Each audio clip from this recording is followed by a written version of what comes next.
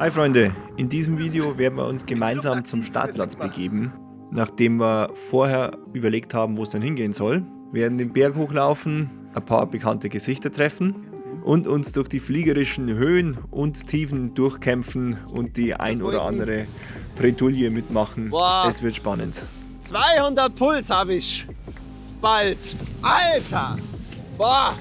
Und dann werden wir uns am Ende noch fragen, ja, woran hat es gelegen? Ich bin auch gespannt auf eure Erfahrungen. Lasst uns gemeinsam reinschauen. Viel Spaß!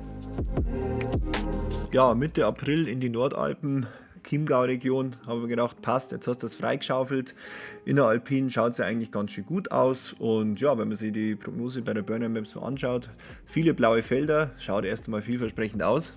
Eins dieser Gebiete, Steinerberge, sieht man hier im Detail. Ja, kräftige Thermik, nördlicher Wind, oben Nordwest, weiter unten unterhalb der Basis nördlicher Wind, der aber auch nachmittags noch deutlich zulegt. Am Alpenrand hat es eben so ausgesehen, dass der Wind eher aus Ost bzw. Nordost kommt, unterhalb der Hauptinversion bei der Basis circa. Und ja, aber nachmittags auch noch deutlich zulegt, auch im unteren Bereich vor allem. Und im Flachland auch hauptsächlich östlicher Wind und aber auch ein bisschen weniger Wind. Letztendlich habe ich mich dann dafür entschieden, auch aus zeitlichen Gründen, weil ich es eben hier vor der Haustür habe, dass ich dann einen Startplatz hier am Nordalpenrand nehme, weil ich da einfach schnell da bin und einfach hinradeln kann. Außerdem hatten gerade so ziemlich alle Bahnen Revision und deshalb geschlossen. Das heißt, es war sowieso ein Hike und ja, wo kann man bei mir schnell hochhiken und was passt für diese Windrichtung? Das ist die Hochplatte Nordost ausgerichtet und ja, also zum einen aus logistischen Gründen und zum anderen habe ich mir gedacht, naja, es ist ja nicht wenig Wind und Frühjahrsthermik macht es bestimmt eher sehr anspruchsvoll und dann inneralpin in eher noch hochalpineres Gelände zu fliegen, davor hatte ich wirklich großen Respekt und habe mir gedacht, okay, hier draußen bei meinen Hügeln, das kenne ich besser und deshalb entscheide ich mich jetzt dafür. Aber dass das vielleicht sogar kontraproduktiv war, werden wir im Verlauf des Videos noch sehen. Ja, bin am Weg zum Startplatz und seht schon, es sind jetzt schon wirklich sehr früh Cumuluswolken da. Cool. Und es ist halt immer noch oder schon wieder so komisch diesig. Und es ist minimal Sand in der Luft von der Sahara. Das einerseits dämpft es ein bisschen und ist okay. Dann ballert es nicht ganz so, aber es nervt irgendwie, weil das ist so oft in letzter Zeit. Zumindest ist die Luft aktiv, das sieht man.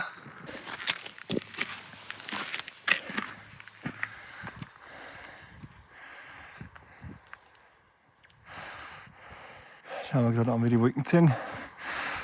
Von Ost nach West.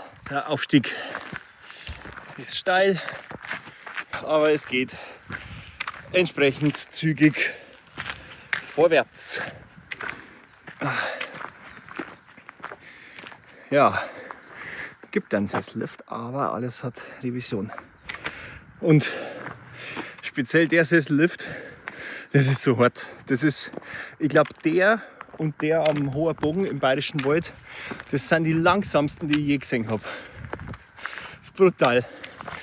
Also ich glaube, jemand, der ultra fit ist, ein Trailrunner, der ist schneller um wie mit dem Sessel. Flugtrapper, sauber.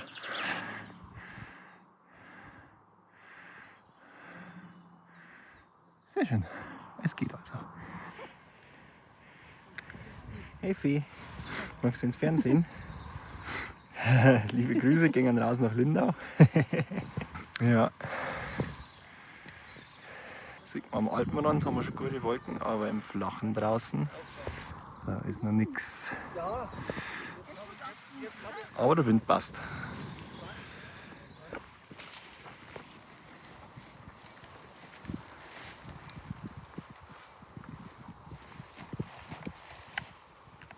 So, langsam mal fertig. Eingepackelt bin ich, weil es könnte ja kalt werden und es könnte auch ein längerer Flug werden. Könnte. Aber wir sind an der Hochplatten. Und ich habe jetzt gerade schon gesehen von den anderen beim Rausfliegen, ja, wie komisch, dass der Wind ist und es ist hier was zu finden, ist echt schwierig. Deswegen, mich würde es nicht wundern, ich werde zwar viel dafür tun, aber mich würde es nicht wundern, wenn ich bald am Boden stehe, weil das ist hier einfach schwierig. Wir starten neben der Rampe. Ich bin ja kein Starrflügler. Ja, da unten krebsen noch zwei rum, das ist schon deutlich der Talwind an, aber sie sind noch in der Luft, aber es kann schwierig werden.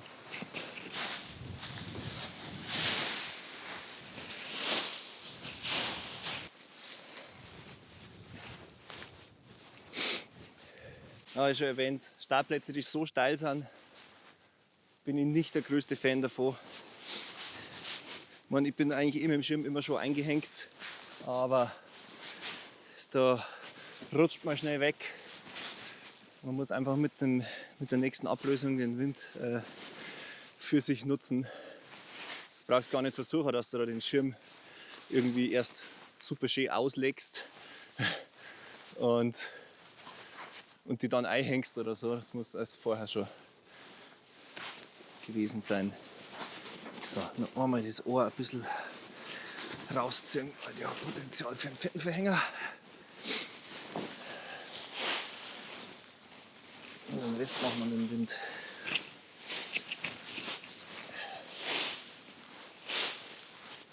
Das wird spannend. Nächste Ablösung.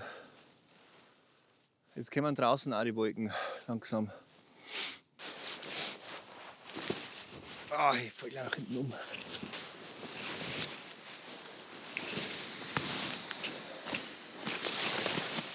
Jawohl.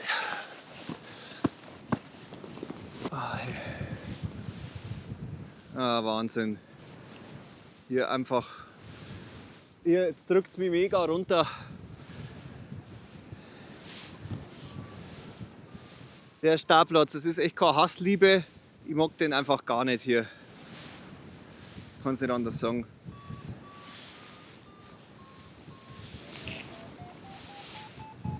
Alter. Ja.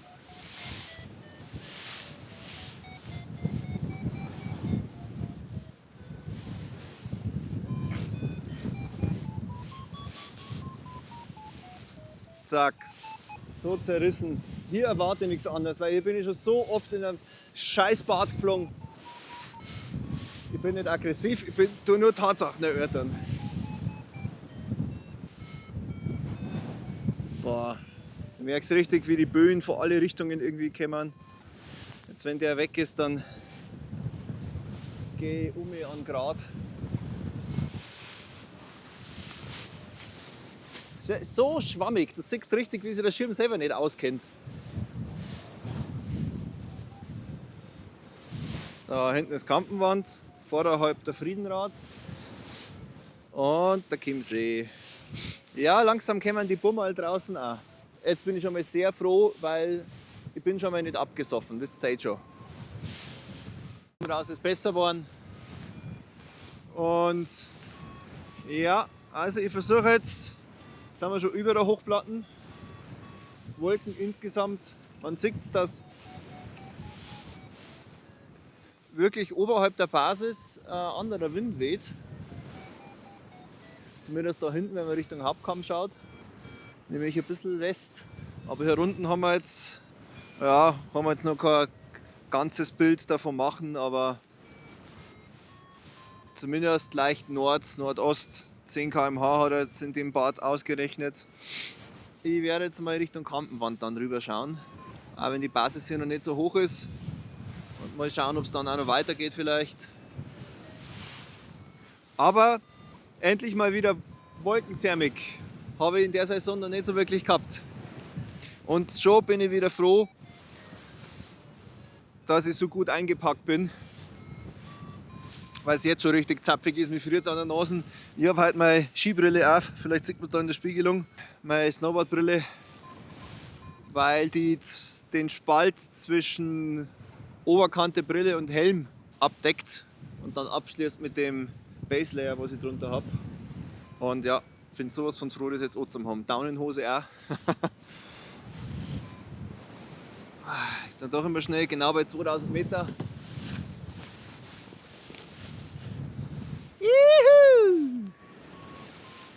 Geil, Cloudsurfing.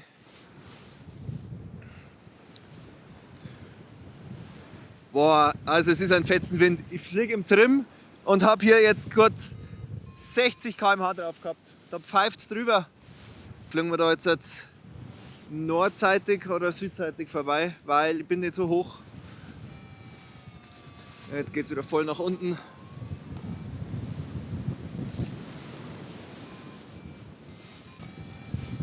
Ich bin noch über Grad, also fliege ich mal da südseitig einer. Es ist hier alles abgeschattet. Keine Ahnung, ob in dem Kessel ist auch nicht so schlau. Der Wind kommt überlandig von Nord, also fliege ich jetzt schon, wenn ich jetzt entscheiden muss, ins Luft natürlich von der Kampenwand, also nordseitig.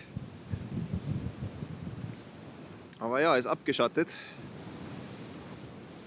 Direkt drüber ist natürlich auch nicht schlecht dann. Ja, riesen Schattenloch.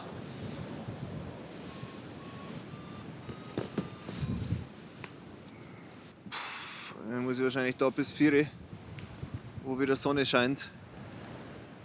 Oder dann drüben dann den nächsten Hang. Sagen wir da schnell Servus. Juhu. Servus. Woo.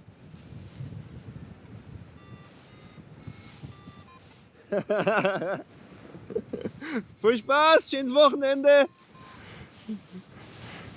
Ja, da ist es gerade nichts zu holen, Mann. Ich muss da 4. Ach, Kampenwandbahn fährt. Naja, super, die geht aber auch nicht bei Nordost. So, jetzt schauen wir mal direkt da über dem Plateau. Sonst muss ich da Aschau rüber. Ah, hey, ich fliege genau mit der Abschattung mit. Das ist echt was.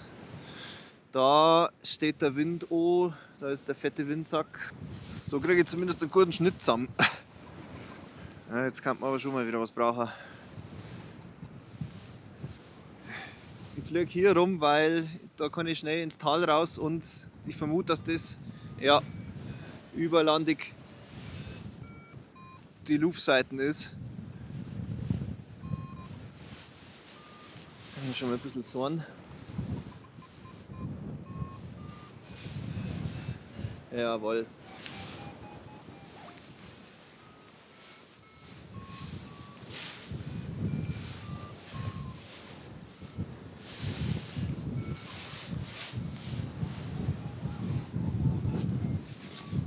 Da kommt aber, es schippt auch die Thermik drüber. Von was weiß ich wo, Süd. Da steht voll Ost der Wind an. Boah, und wie? Ja, das ist genau der Grund, warum ich gedacht habe, zurückfliegen gegen den Wind wird lustig. Okay, da drüben dreht auch wieder einer. Das wird meine nächste Station. Übers Priental drüber. Da weiß ich ganz genau an einem Tag wie heute, das kann nicht die Wahrheit sein, wenn es da so integriert mit 1 Meter, 1,5 Meter rauf geht. Da weiß ich ganz genau, nee, da ist mehr drin. Nur die Frage, wann erwischt es sie. Boah, es ist hier so turbulent einfach. Ungemütlich. Das ist ein bisschen die Hoffnung, falls ich ins Flache rausfliege, dass das da besser wird, weil da der Wind zumindest hindernisfrei geht. Jetzt bin ich gleich wieder an der Basis, da fliege ich jetzt in einem gesunden Bogen luftseitig rüber Richtung Hochries, übers Priental. Weil es ist genau Nordostwind, das heißt durch das Tal, die Thermik ist ja auch schon, oder pfeift es richtig durch. Und da möchte ich mich nicht einsagen lassen. Schon die ganzen Leute von der Hochries.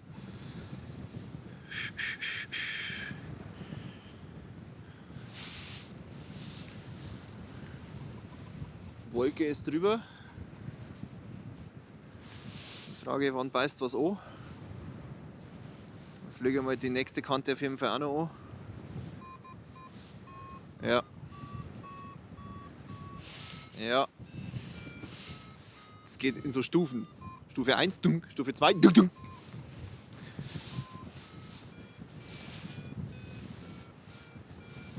Jetzt.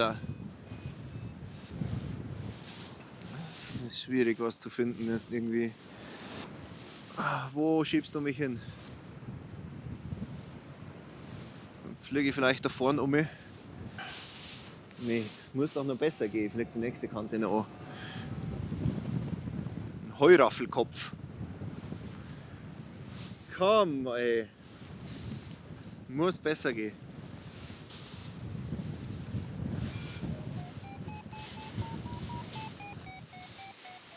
Da war ich doch gerade. Und erst einmal reinfliegen und jetzt halt eng dran. Das ist Wahnsinn, da warten wir oft.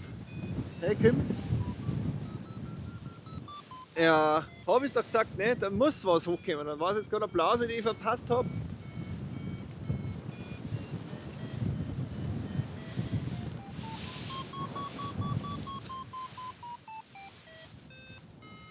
Unschön, weil man immer wieder rausfällt.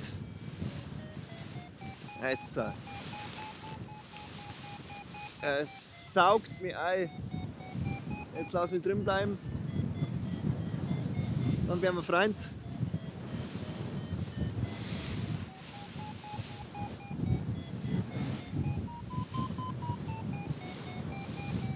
Viereinhalb. Boah! Jetzt wird es richtig ekelhaft langsam. Boah! Alter! Hey, gib dir das! Lass mich die gescheit erwischen. Alter, nee, schon wieder draußen. Fuck, das kann nicht gut gehen. Ah, na. Das ist das, was ich...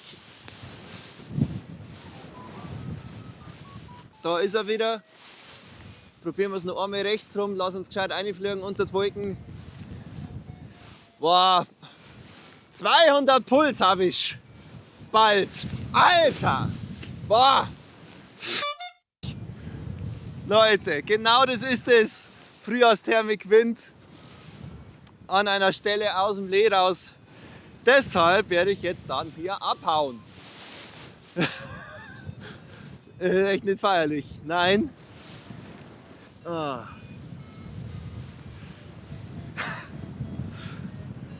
Lass dich nicht gescheit zentrieren. Auch wenn ich mich da jetzt da hinten bei der Hochries einsperre, das bringt mir auch nichts. Ich versuche jetzt, weil ich nur die Höhe habe, da vorne die Wolkenbasis von mir schaut gut aus, da hin zum Fliegen und dann ins Flache raus. Das kann hier nicht besser werden und auch nicht höher. Boah. Aber die nächste gute Wolkensäge erst wieder da bei Endorf. Jawohl.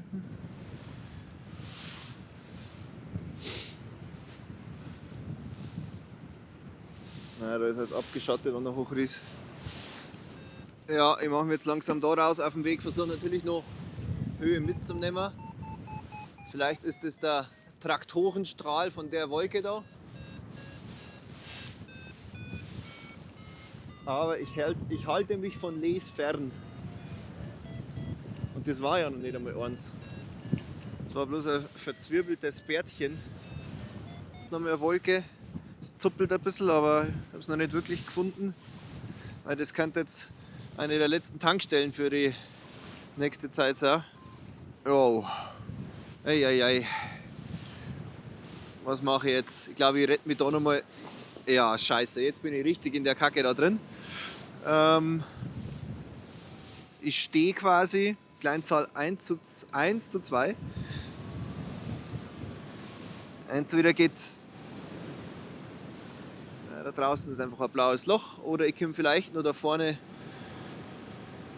An den Prallhang ohne und kann mich noch mal hochkämpfen. Ich glaube, das muss ich probieren. Und dann bin ich in Ausschau. Alter, hey. Es geht einfach nur nach unten. Gegen den Wind, wie schon gesagt. Na, ich komme da nicht mehr rüber. Es ist einfach, ich stehe hier in dem Abwind. Ich muss vielleicht zeitlich dazu flüchten. Ich stehe hier in der Abwindkomponente von dem Hügel im Lee, leicht Lee. Da geht gar nichts. Wahnsinn! Vielleicht reicht es noch, um hier ins Luft zu kommen. Boah, das war richtig schlecht da. Also das war von der Linienwahl, muss ich sagen, viel schlechter geht's nicht. Aber ich drehe jetzt auch nicht, sondern ich möchte einfach nur nach vorne. Ich habe über Grund gerade jetzt so nicht einmal 20 km/h Vorwärtsfahrt über Grund. Und trotzdem immer wieder ein bisschen quasi gegen den Wind dann vorhalten, damit man nicht aus dem ganzen Ding rauskommt und quasi das kompensiert, was es einen vom Wind her versetzt.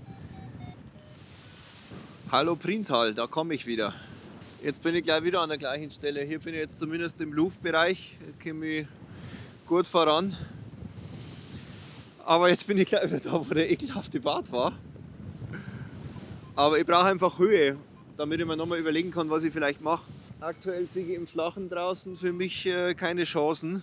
Es hat 18 km/h errechneten Wind jetzt da direkt am Alpenrand gehabt. Ja, da ging ein Wind in der Blauthermik, das ist, ja, da hat man nicht viele Chancen. Also es ist auch hier unten wirklich hangnah aus dem Nichts. Ist nicht so, dass es hier reines Luf ist, es ist durchmischtes Zeugs und nicht so schön. Schiebt es immer weiter ins Tal hinter, das macht mir jetzt nichts, aber ich habe gedacht, dass hier irgendwo, der da kämpft auch, deutlicher hoch geht. Das Aufwindband irgendwie mitnehmen kann, aber ja, siehst du, da ist nämlich wieder so eine Kante, die ein leichtes Lee erzeugt. Na, da geht es einfach runter, eurer Mann. Was ist das? Und das ist ja jetzt, es piepst zwar, aber das ist jetzt alles nichts, was sich gegenüber dem starken Wind deutlich durchsetzt. Das sind so vielleicht integrierte 1 Meter, mehr ist es nicht. Also das bringt in Summe gar nichts. Es ist sogar, auf Dauer bringt es eher weniger, weil der Wind so stark ist. Von der Strecke her, mich versetzt es dann einfach nur. Und da draußen kann ich gut landen im Tal, wenn es ist. Ja, das wird jetzt so die letzte Prallhangchance da vorne. Da steht das zerhackte Ding. Das steht nicht, das liegt irgendwie da, dieses Bärtchen. Ich hoffe, dass irgendwann in so einem Kessel, jetzt da hinten einfach der ein bisschen mehr abgeschirmt ist vom Talwind und wie auch immer. Aber das sind lauter so, ich stelle es mir so vor, wie so kleine Kehrwasser drin, die natürlich alle durchmischt sind. Dünnes Aufwindband, aber wir geben noch nicht auf. Schau, jetzt stehe ich gegen den Wind, ich stehe volle Knecke. Jetzt geht's nach unten. Nee, Leute. Ja, Gott. Ja, ich weiß selber, dass das im Lee ist. Nee, nächster Hang. Dann da hinten nochmal. So, jetzt kommt dann eine Rippe, die ist noch besser ausgerichtet. In den Wind rein. Jetzt bin ich dann bald in den Sachrang. Hey. Ich fliege das jetzt bis in den Kessel da einer, weil ich hoffe, dass der Talwind drauf steht. Ich probiere jetzt den Kessel noch, ansonsten lande ich da. What? Schön. Okay, genug gefreut. Jetzt wird wieder geflogen. Der müsste da eigentlich jetzt ziemlich draufstehen. Und auch ein Bereich, wo senkrechter Wind draufsteht. Jetzt.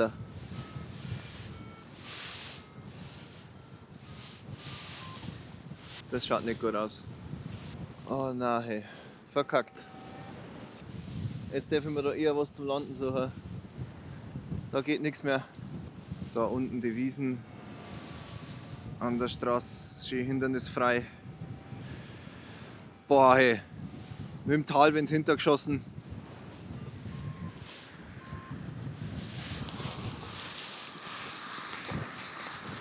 Nee.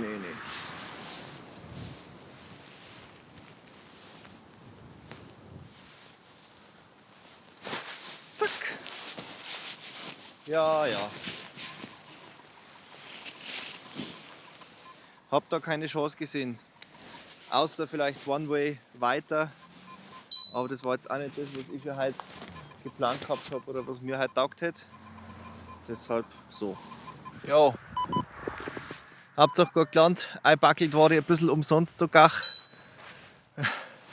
Also ich glaube, ich beschließe für mich, wenn ich weiß, es ist, und so viel Wind war ja gar nicht, aber viel Wind, es war eigentlich schon so wie erwartet mit der Frühjahrsthermik. Mir fällt es nochmal leichter darauf zu verzichten bei solchen Bedingungen.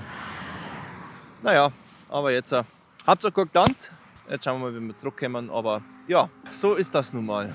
Immerhin bin ich jetzt schon am Bahnhof und gut da hinten aus dem Tal wieder rausgekommen. Kurz den Finger rausgehalten und wirklich das dritte Auto ist stehen geblieben. Super gut gegangen.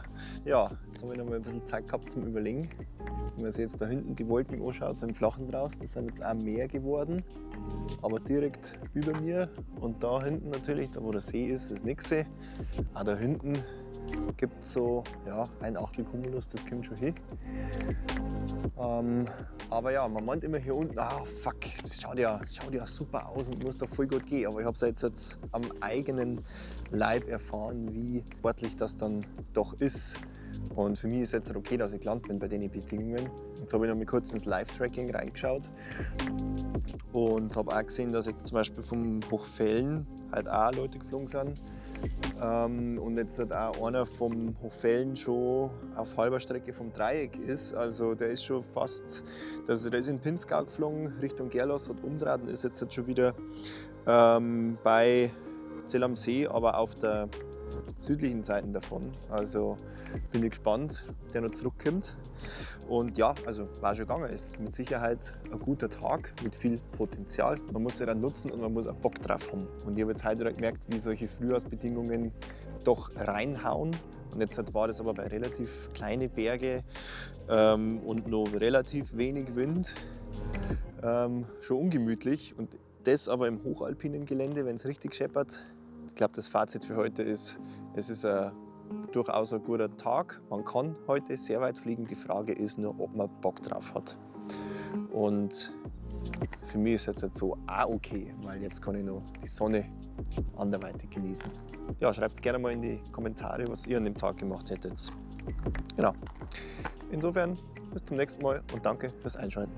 Servus. Freunde, eins noch.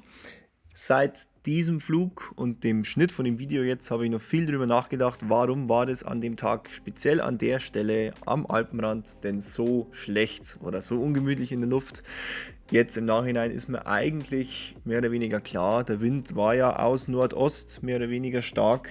Was passiert, wenn der Wind dann auf die Alpen trifft? Er kann ja nur abgelenkt werden und ja, das war der typische Leitplankeneffekt, der mir schon mal irgendwo anders auch begegnet ist. Und ja, ich habe hier mich noch ein bisschen eingelesen, ich verlinke euch unten die Quellen dazu. Ich glaube, der meteorologische Fachbegriff ist orographisches Blocking, was hier auch nochmal dazu geführt hat, ja, dass an der Stelle einfach besonders ungemütlich war und meine Wahl des Startplatzes und meine Routenwahl natürlich sehr ungeeignet war. Und das nächste Mal würde ich wahrscheinlich eher weiter reinfahren in die Alpen, wo dann der größte Teil schon abgeblockt ist und ich vielleicht mit dem verbleibenden Wind dann noch besser klarkommen, weil, wie man an den Flügen sieht, die an dem Tag eingereicht wurden, ja, es hat ja doch irgendwie funktioniert. So viel noch dazu, was mir noch dazu eingefallen ist. Bis dann und danke fürs Einschalten. Ciao.